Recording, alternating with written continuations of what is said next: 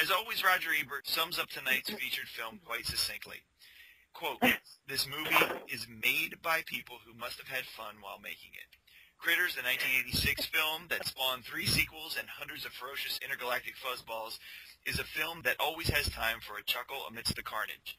Critters could have easily been dismissed as another Gremlins knockoff, which were all the rage then, but the film percolates with pop culture of the time. Hair metal, E.T.s, Terminators, and say what you want, but how many other horror franchises can boast themselves as having 3 Oscar-nominated actors in its cast list?" So joining us, we have a legend and legacy in the special effects field, the Oscar-winning Mr. Gene Warren Jr., who helped give Critters their bite.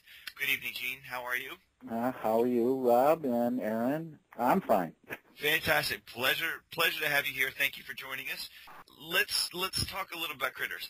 It was made for a slight $1 million. It first landed at the box office April 11th, 1986, under New Line, which never met a film it couldn't franchise. And Critters never hit #1, but had incredible tenacity, and it hung on in the top 10 for 7 weeks, ultimately grossing about $13 million, and then much more on VHS sales. I mean, I remember when the Kyoto brothers, whose facility was literally around the block from us in Burbank. I knew them personally well, and we were friends, and then they were doing primarily makeup effects, and we were in visual effects, and we actually did the visual effects for their film that they wrote, art directed, the Killer Clowns from Outer Space. Right around this time, we did not work on Critters as it was made. I remember when they were doing it, and I saw the furballs and all of this stuff. And it was a very low-budget picture. To squeak it out for around $1 million in those days was difficult to do that much work, but they didn't have a lot of visual effects in it. There was a heavy on the makeup effects because those were practical critters. So the picture was finished, and then it was sitting, and I suppose they tested it and got a lot of responses from people like you, Aaron. Yeah. But along with the responses people were bummed out. Not only was it kind of frightening at times for a lot of people, they were kind of bummed out with the ending.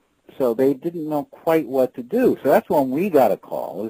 The picture had been finished now for something like 3 months, 4 months. So the reconstruction of the house, They did a new ending when the house gets rebuilt at the end, because they couldn't figure out. Everybody was bummed out that would see the movie because of the family. Your farmhouse, was gone. Not only did the critters scare the hell out of you and chase and everything, your house is gone. Okay. Oh, I probably would have gone catatonic if they had kept the original ending.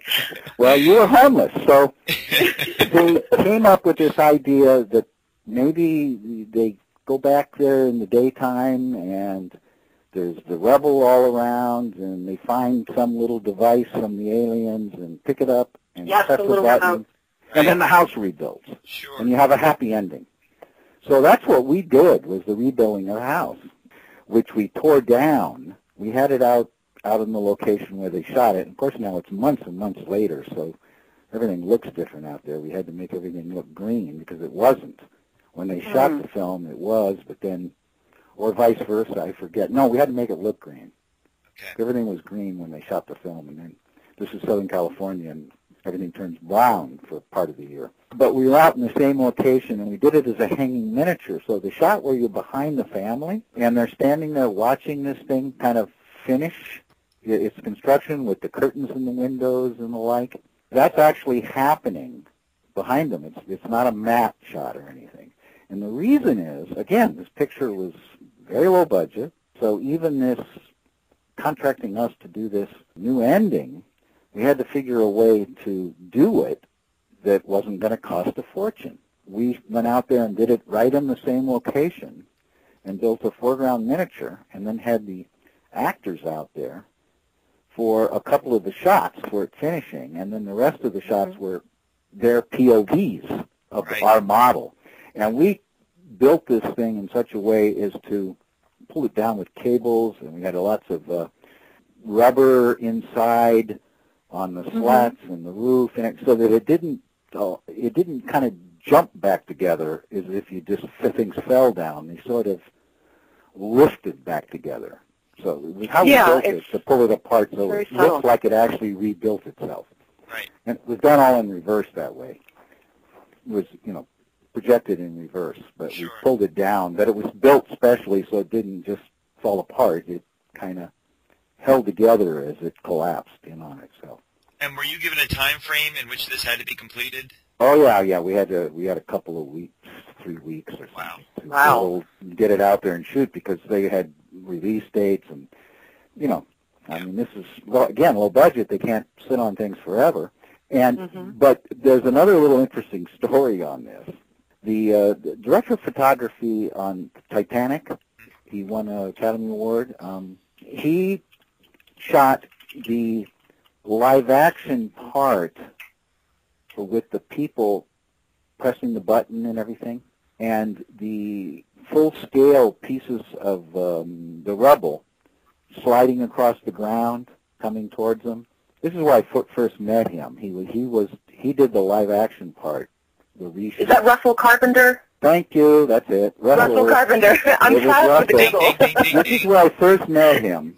He'd shot this at ending, and he always says, when we met, we were butt to butt because the camera for the wide shot of the forced perspective with the actors standing in front of the model, which was only about 6 feet in front of them.